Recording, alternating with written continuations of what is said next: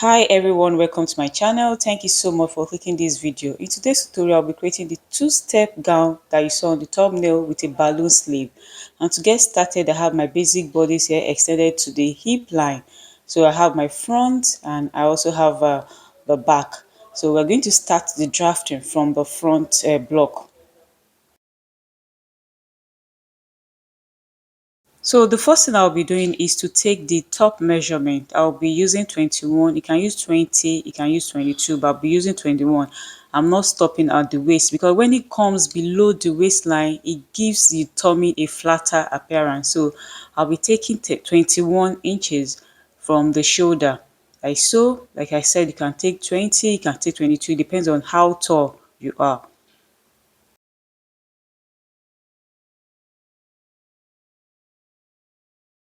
I'm going to square a line. Right, but for my line to be straight, let me measure what I have below the waistline. I'll just measure it like so. So I have about 4 inches and a quarter. So I'm going to take it here also, then square my line.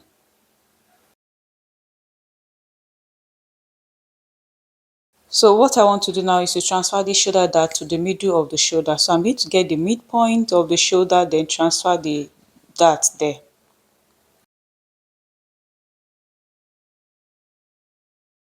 I'll connect the midpoint to the dart.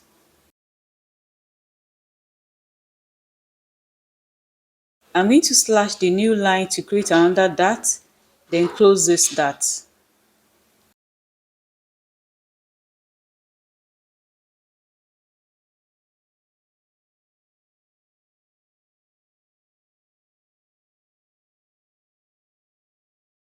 I'm going to place another paper on the new opening, then mask it down.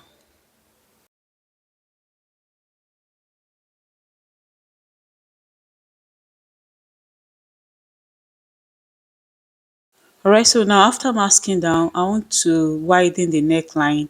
So I'm going to use about 2 inches to widen it. You can use lesser, depends on you. So I'll just take 2 inches here, put a dot. Then on the length side, I'm going to add about 3/4. So total is going to be 3.5. Alright, you can make it longer. Then I'm going to now shape the neckline.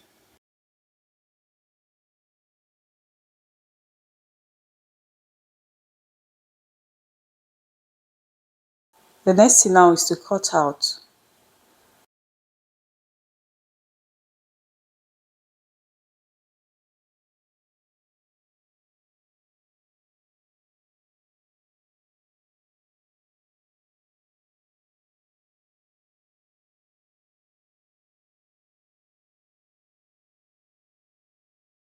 Because I'm going to place this on fold when I want to cut on fabric, so I need to put a symbol. This symbol, like a rectangle, means it's going to be placed on fold. Before moving to the back, I'm going to draw a line around somewhere here, connect it to the armhole to avoid gaping of the neck area.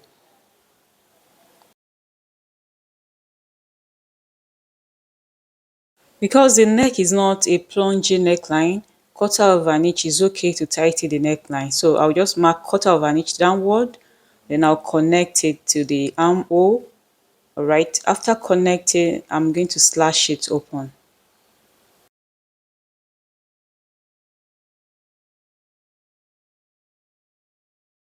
Push the new dart inward like this, then mask it down.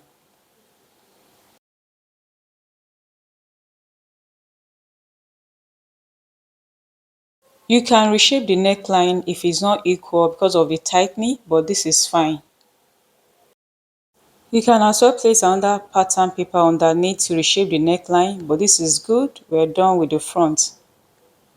Alright, so moving to the back, so that the zip will not bulge. I came in here by half an inch, okay, then I added it back to the side. You can do the same.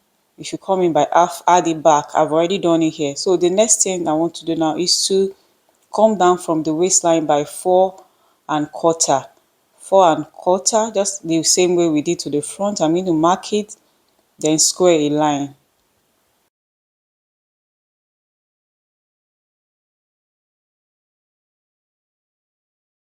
Moving to the neck, I'm going to widen it by 2 inches, just the same way we did to the front, mark 2 inches.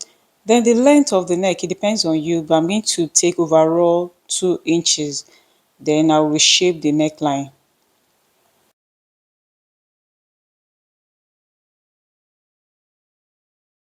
We're done with the back, so I'll be cutting out.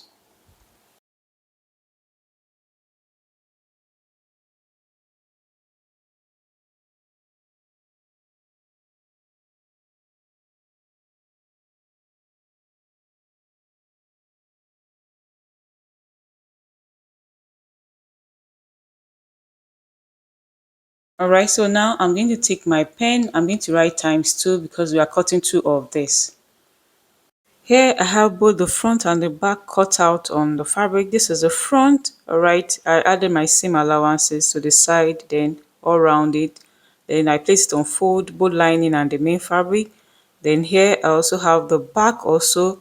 I cut 2 pieces of it. I added my seam allowance all round. Alright, so the next thing I want to do right now is to take it to my machine to stitch all the necessary darts. I'm going to stitch the waist dart, the shoulder dart, both on the front and at the back, then I'll be right back.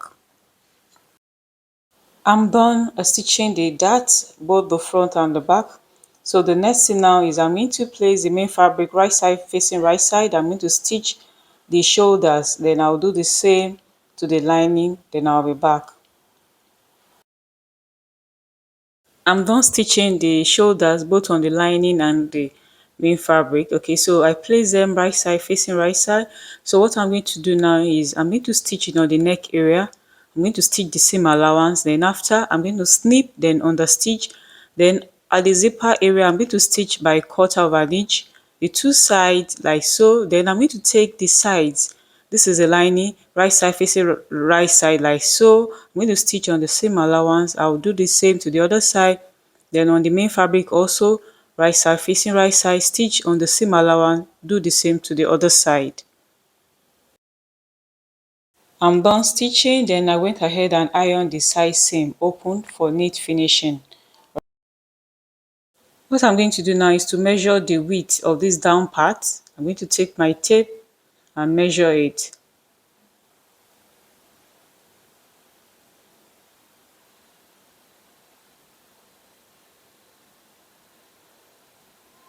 Alright, so total here I have 40 and a half. Whatever I have here, I'm going to multiply by 3. That will be the width of the fabric I want to cut because I want to gather it.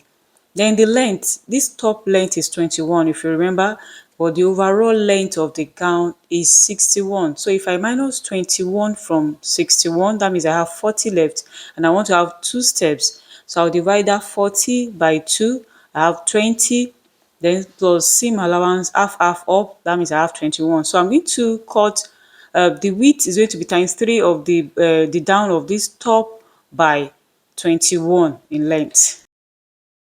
Alright, so I have the first step cut. Instead of using times 3, I eventually multiply it by 2.5, then added seam allowance up and down. The 40.5 was the width of the top.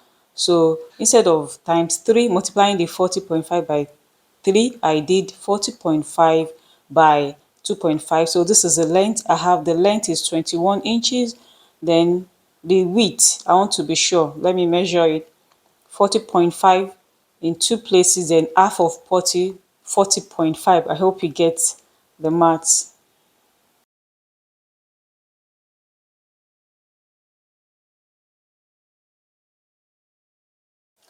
All right, and the remaining here I have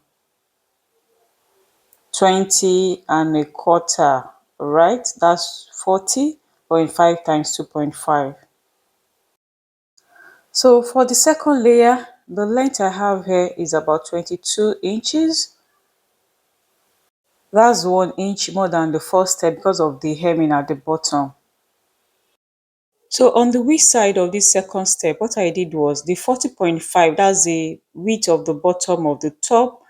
The first step I did 2.5. I multiplied the 40.5 by 2.5. So this second step, I'm going to multiply by 4. That's 40.5 times 4. Then I added a little extra. You can reduce it, you can add more, depends on you. You just need it to be wider than the first step. After this, I'm going to take it to my overlocking machine and overlock all the edges so it will not fray and for neat finishing. Then I'm going to run my basic stitch at the top of the first step and also at the top of the second step. This top part, I went ahead and ran stitch here to hold it in place and also at the armhole area, just to hold it in place. Then this first step, I ran my basic stitch at the top here. I didn't put any stitch at the bottom. This is the bottom of the first step. Then this is the top of the second step. I ran my basic stitch on it also. So what I'm going to do now, I'm going to pull this second step. I'm going to pull it till I have the same width of the bottom of the first step. I hope you're getting my explanation. After pulling, I'm going to stitch them together.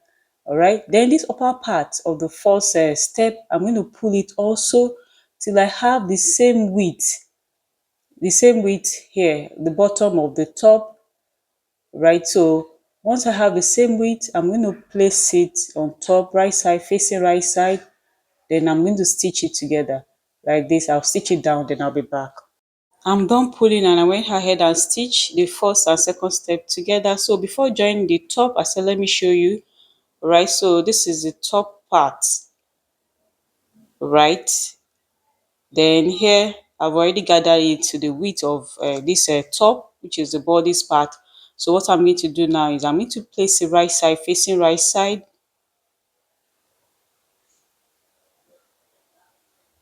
like this. Right, then I'm going to stitch down, then fix my zipper, then I'll be back.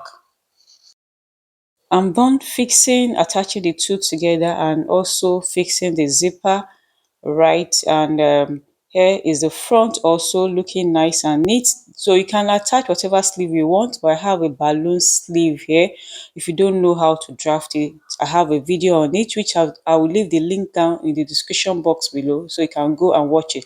So what is left now is just for me to attach the sleeve, then I'll show you on my dress form. And here it is, the neck is well laid, no gaping and looking really nice, but it's actually finer than it's looking in this video. Thank you so much for watching till the end. Please don't forget to support me by subscribing, give it a thumbs up.